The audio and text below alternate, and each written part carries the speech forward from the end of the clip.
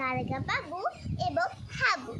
লিখেছেন ভবানী প্রসাদ মজুমদার।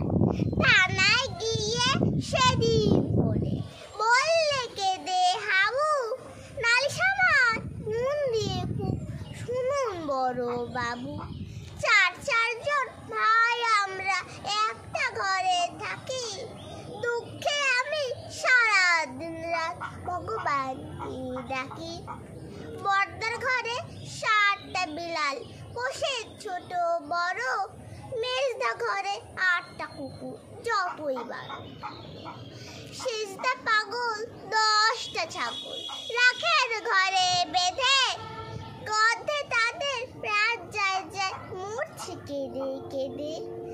দারোগা বাবু বললেন, হাবু তোমরা কি সব ভুলো, সদাই খুলে রাখবে ঘরে জানলা দরজাগুলো। শুনেই হাবু বেজায় খাবো, বললে করুণ সুরে, দেশে পোষা পায়রা আমার যাবে যে সব উড়ে। ধন্যবাদ।